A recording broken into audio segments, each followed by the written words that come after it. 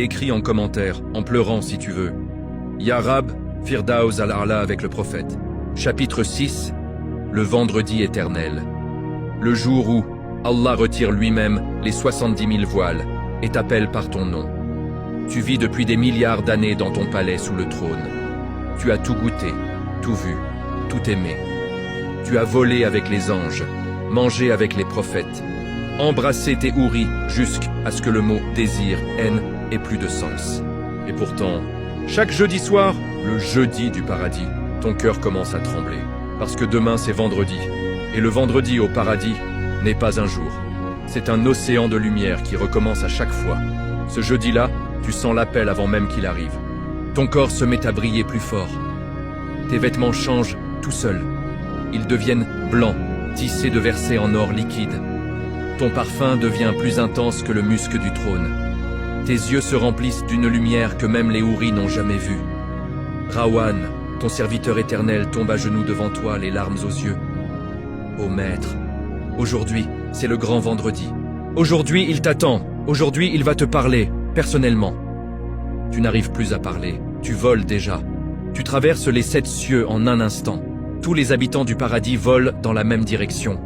Des milliards d'âmes, toutes habillées de lumière, toutes en larmes de joie.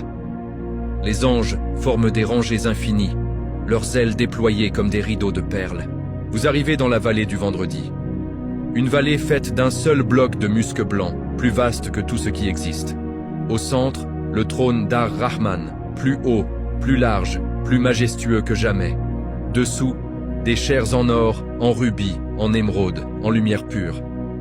Les prophètes sont déjà assis sur les plus hautes. Le prophète Mohammed est au milieu, sur une chair faite d'une lumière que nul ne peut décrire. Tu veux t'arrêter loin, comme d'habitude. Mais aujourd'hui, une force douce te pousse en avant.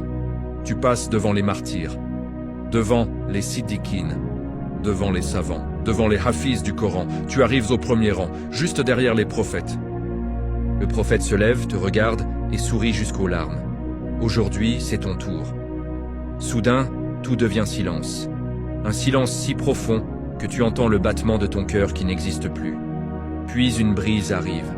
Une brise qui vient de derrière le trône. Elle porte un parfum que tu n'as jamais senti, même au paradis. Elle passe sur toi, sur tout le monde. À son contact, tes vêtements deviennent encore plus beaux, ton visage encore plus lumineux, ton âme encore plus pure.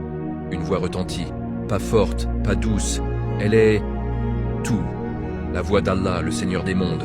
Ô Ridwan, ô gardien du paradis, retire les 70 000 voiles qui me séparent encore de mes serviteurs bien-aimés. Mes visiteurs sont arrivés. Ridwan, l'ange plus grand que les cieux et la terre, tremble de joie. Il lève la main. Un voile tombe, puis un autre, puis des milliers en même temps. Chaque voile qui tombe fait exploser une lumière plus forte que la précédente. Les gens du paradis pleurent, crient, tombent en soujda, se relèvent, rient, pleurent encore. Quand le dernier voile tombe, tu le vois. Tu vois Allah. Il n'y a pas de mots. Il n'y a plus de langue. Il n'y a plus de cœur. Il n'y a que lui. Il est assis sur le trône, mais le trône est en lui. Il est plus beau que tout ce que tu as vu depuis ton arrivée.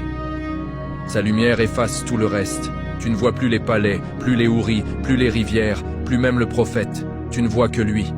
Et il te regarde, toi, parmi des milliards de milliards.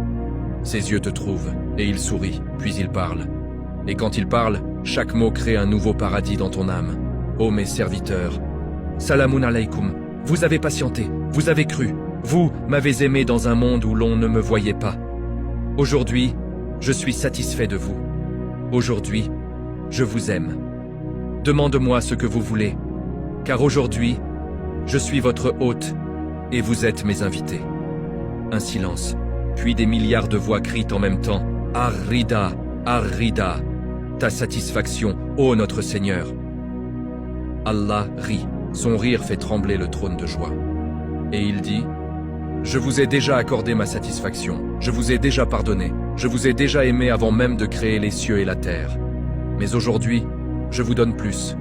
Demandez encore. » Les gens demandent des palais plus grands, des jardins plus beaux, des houris plus nombreuses. Allah donne, donne, donne, jusqu'à ce qu'il n'ait plus rien à demander. Alors il dit, « Et maintenant, À mon tour de vous donner ce que vous n'avez jamais osé demander. » Il lève la main. Et soudain, tu entends ton nom. Pas le nom que tes parents t'ont donné, ton vrai nom. Celui qu'Allah t'a donné quand il t'a créé dans le ventre de ta mère. Celui qu'il murmurait chaque nuit quand tu dormais. Celui qu'il a gravé sur le trône avant même la création du temps. Il dit ton nom. Et quand il le dit, tu exploses de lumière. Tu deviens plus beau que tous les prophètes réunis. Ton palais devient plus grand que tous les cieux.